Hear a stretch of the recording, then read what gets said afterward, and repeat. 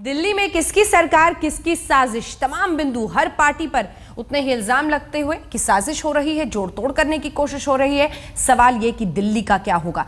तीनों खास मेहमान लगातार हमारे साथ बने हुए हैं। कैप्टन अभिमन्यु, मुकेश शर्मा और राजेश गर्ग जी हमारे साथ बने हुए हैं। राजेश गर्ग जी, कुछ आप ब्रेक से पहले बोलना भी चाह रहे थे, लेकिन कुल मिलाकर बड़ा सवाल यही है कि आपके विधायक संपर्क में हैं, बाकायदा बैठक हुई है, ये जानकारी प्रभात झा जी ने भी दी और मेरे भी कई नेताओं से आपकी बात हुई है, आप खुद जानकारी देंगे, बैठक हो रही है। अगर आप लोग वाकई जोड़ तोड़ में नहीं शामिल होना चाहते हैं तो फिर क्यों मिल रहे हैं, क्या मंशा है? मैं आपको बता देना चाहता हूं कि मैं बड़ा हैरान हूं कि बीजेपी जो है सत्ता के लालच में कितना गिर सकती है, कितनी घटिया हरकतें कर सकती है। ये बात देखकर मैं हैरान हूं। मैं जो कुछ कह रहा हूं सच कह रहा हूं और मैंने साथ साथ आपसे कहा था कि मेरी बात यदि एक भी झूठी निकले तो ये सामने जो अभिमन्यु जी बैठे हैं, बाकी लोग बैठे हैं, कांग्रेस के बारे में चर्चा क्या करूं, इनके 8 हैं, वो 8 भी खत्म हो जाएंगे इस चुनाव के अंदर, उसके बारे में कोई चर्चा नहीं करूंगा। अभिमन्यु जी से पूछिए कि क्या जो सिरसा साहब हैं, उनकी पार्टी के नेता हैं, उनके समर्थक दल के नेता हैं, वो खुद आम आदमी पार्टी के विधायकों की मीटिंग चली उसके बीच में गए या नहीं गए? आजकल तो कॉल रिकॉर्डिंग का सिस्टम है, आजकल तो कॉल लोकेशन का सिस्टम है, इतना साइंटिफिक सिस्टम है। अरे राजेश जी, अपनी बात झूठ बोल रहा हूं तो सवाल तो आपसे भी पूछा जा सकता है कि आपके विधायक उस बैठक में क्या कर रहे थे? हमारे विधायक अपने एनडीएमसी ऑफिस में बैठकर प्लानिंग कर रहे थे, जो अरविंद जी ने हमें काम दिए हैं, मोहल्ला सभा की तैयारी कर रहे थे। वहां पर ये सिरसा जी पहुंचे, किसके थ्रू पहुंचे, क्या बात, वो तो इंक्वायरी का विषय है। आजकल तो राजेश जी, राजेश जी, आजकल तो आप बता रहे हैं कि आपने एक फोन कॉल रिकॉर्डिंग की है, आपने एक रिकॉर्डिंग की है अपने फोन पे जिसमें आपको ऑफर किया जा रहा है, सही है ना ये?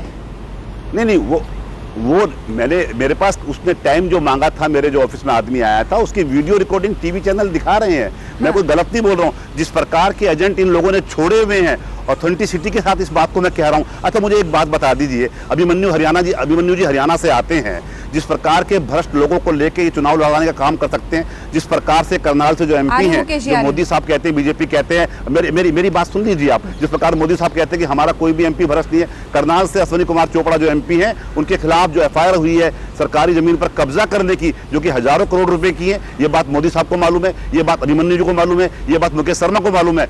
उस व्यक्ति के खिलाफ कोई कार्रवाई करने की बात नहीं कर रहा, कोई बात, ये भ्रष्टाचार में लिप्त लोगों की पार्टी है भारतीय जनता पार्टी। एक बार जवाब ले, मैं बड़ी मजबूती से दूसरी बात मैं कहना चाहता हूं। अभिमन्यु जी जवाब दे लें, आपके पास फिर आएंगे। राजेश जी बने रहिए, टाइम है अभी। अभिमन्यु जी जवाब देंगे, मुकेश जी जवाब देंगे, फिर आपके पास आऊंगे जल्दी से। अभिमन्यु जी, आ रही हूं, मुकेश जी आ रही हूं। अभिमन्यु जी, कारण है जो अभी राजेश गर्ग जी जिस प्रकार की वाणी का, भाषा का प्रयोग कर रहे हैं, यही कारण है कि आज देश की जनता इनको नकार रही है, इनको खारिज कर रही है कि यह केवल मात्र शूट और स्कूट की पॉलिसी पर है। आरोप लगा करके, और कितना ही संगीन आरोप लगा करके सनसनीखेज राजनीति करना जानते हैं, गंभीर राजनीति नहीं करना जानते हैं।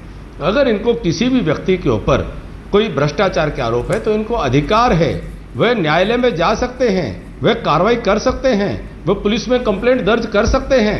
लेकिन टेलीविजन पर आना, आम आदमी पार्टी की स्थिति हो गई, पिछले दिनों समाचार पत्र में आ रहा था कि उनको अब चंदा मिलना बंद हो गया है, और आज आपने उनको टेलीविजन स्क्रीन पर ला करके एक प्रकार से दोबारा उनको अवसर देने की एक कोशिश है कि उनको फिर से चैनल में वो मिलना शुरू हो जाए। आप पोस्टर के बाद, राजेश जी, हम बीच में बात नहीं करते। अंजना जी, मेरा निवेदन है, मुझे इस प्रकार की बहस में हम बीच में बात नहीं करते। बोलिए, सही मुद्दे पर बात कीजिए। जितना आप इस प्रकार से बोलेंगे, जितना आप इस प्रकार से बोलेंगे, उतना देश की जनता आपकी सच्चाई को जानेगी। मुकेश जी, आप अपना मनीष सिसोदिया का पोस्टर लगा है पटपड़गंज में। अंजना जी, अंजना जी, आपने पोस्टर दिखाया, सुन लीजिए ना, राजेश गर्ग जी, पोस्टर दिखाया, मनीष सिसोदिया का भी पोस्टर लगा है, पटपड़गंज में आम आदमी पार्टी के कार्यकर्ताओं ने लगाया, वो गायब हो गए हैं, उसकी अब चर्चा नहीं करना चाहते।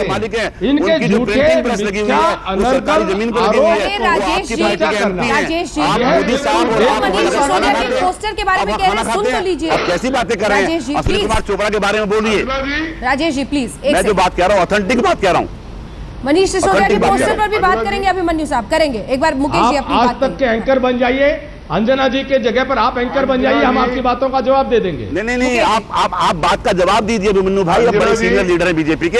आपकी स्टेट के अंदर अश्विनी कुमार चोपड़ा जैसा नेता जो एमपी बना है, वो चोरी के मामले में फंसा हुआ है, उसने बहुत बड़ी सरकारी जमीन डिरेल मत कीजिए इस बहस को। बीच में नहीं बोलता, डेबिट के अंदर राजेश जी, माध्यम आपने बनाया शिष्टाचार है और अंजना जी को आपको रोकना चाहिए। आप बोलिए राजेश जी प्लीज 2 मिनट रुक जाइए, सांस ले लीजिए, दूसरों की बात भी सुनिए। मुकेश शर्मा साहब, उनको पहले सीधा जवाब दें। मैं किसी के बीच में नहीं बोलता हूं। मैं अंजना जी एक बड़ा वाहिद सवाल उठा रहा हूं। मेरे घर में मीटिंग चल रही है, मेरी बगैर इजाजत के किसी को उस मीटिंग में घुसने की इजाजत नहीं मिल सकती।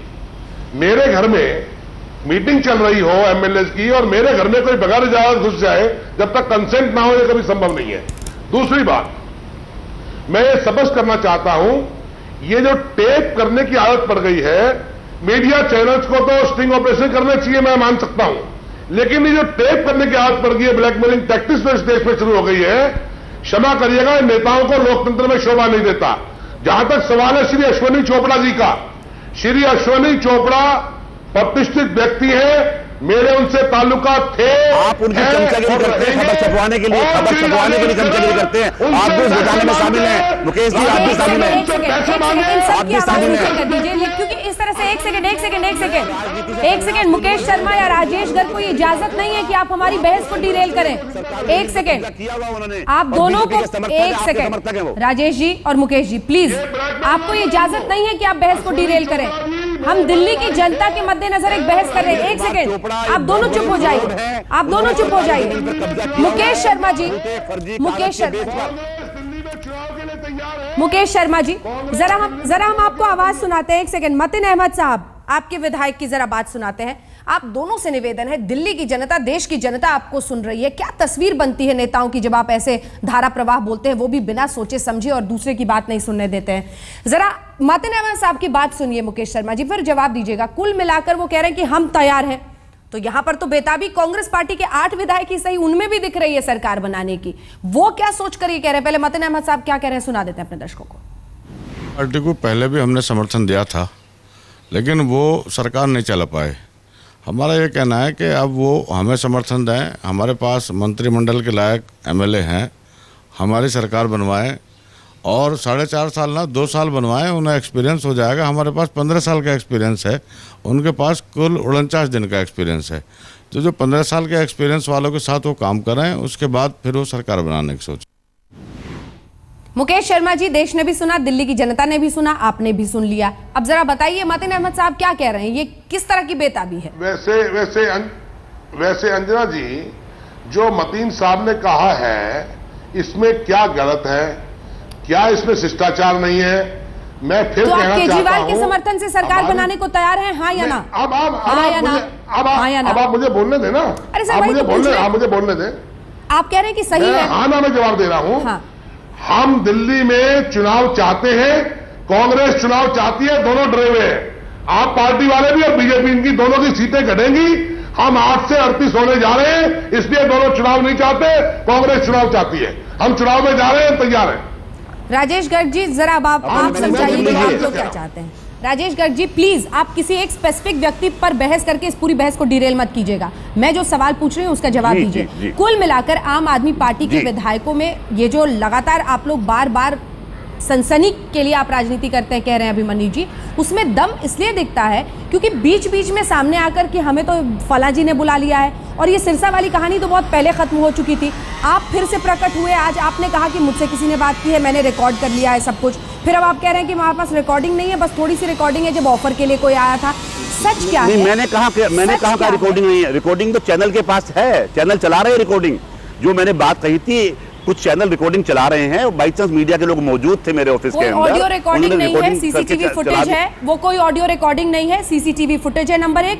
और वीडियो रिकॉर्डिंग है। वीडियो रिकॉर्डिंग किसने की है? रिकॉर्डिंग चल रही है कुछ चैनल पे। किसने की है? कुछ चैनल पे चल रही है, पोर्टल पे चल रही है, मैं उनसे लेकर आप तक भिजवा दूंगा। सवाल ये है, हमारे पास है हम लेकिन बिना पुष्टि किए कोई भी खबर या कोई भी वीडियो गैर जिम्मेदाराना तरीके से टीवी पर नहीं दिखाते हैं। एक राष्ट्रीय चैनल है और उसकी जिम्मेदारी हम समझते हैं। जब तक पुष्टि नहीं हो कि क्या वीडियो है नहीं है, हम उसे ऐसे नहीं दिखा देते। आरोप लगाना और भाग जाना हमारी फितरत में नहीं है। वक्त हमें इतने की इजाजत देता है कि तीनों मेहमानों से हम पूछें कि दिल्ली की जनता का क्या, इस बीच क्या उन्हें भूल गई हैं ये पार्टियां। सबसे पहले मैं कैप्टन अभिमन्यु आपके पास आना चाहती हूँ और ये सवाल आपसे पूछना चाहती हूँ। आप कह भी रहे हैं कि चुनाव कराना चाहते हैं आप, लेकिन आप विधानसभा भंग भी नहीं कर रहे। इधर प्रभात झा जी आके कहते हैं कि आपके नेता हमारे संपर्क में हैं। चाहते क्या हैं आप, और दिल्ली की जनता को भूल गए हैं? दिल्ली की जनता को जल्द से जल्द चुनी हुई सरकार मिले, ऐसा होना चाहिए और ऐसा हम मानते हैं। वर्तमान विधानसभा में अगर इस प्रकार से कोई भी विकल्प नहीं बनता है तो स्वाभाविक है कि चुनाव जल्द से जल्द हो और नई चुनी हुई सरकार दिल्ली को मिले, ऐसा भारतीय जनता पार्टी की इच्छा और अपेक्षा है। वो विकल्प शब्द समझौता न बन जाए, ये आम आदमी पार्टी पर निर्भर करता है और आपके कुछ विधायकों पर जो बार बार मिल रहे हैं। इस सच्चाई से दूसरी तरफ देखने से राजेश गर्ग जी, सच नहीं बदल जाएगा। इस बात का एहसास है अगर समझौता करना होता तो हम पहले भी कर सकते थे। हमने दिल्ली की जनता के हितों से न समझौता पहले किया है, न अब करेंगे। ठीक, राजेश गर्ग जी, मेरा केवल इतना कहना है, आम आदमी पार्टी चुनाव में जाने को तैयार है। सारे विधायक अरविंद केजरीवाल के नेतृत्व में चट्टान की तरह उनके साथ खड़े हैं। दिल्ली की जनता बीजेपी और कांग्रेस को जवाब देगी। जिस प्रकार के भ्रष्टाचार में लिप्त इनके नेता हैं, हमारा एक भी विधायक, हमारा एक भी नेता, हमारा एक भी कार्यकर्ता आज तक किसी भी भ्रष्टाचार के आरोप में कहीं भी किसी कोई आरोप नहीं लगा पाया है। ये सारे के सारे भ्रष्ट लोगों की एक पार्टी है। ठीक है, सारी दुनिया भ्रष्ट आपको छोड़ के। हाँ, मुकेश गर्ग साहब। हमारा ये कहना है, अंजना जी, मेरा ये कहना है, नैतिकता का ठेका इन दोनों पार्टियों के पास है।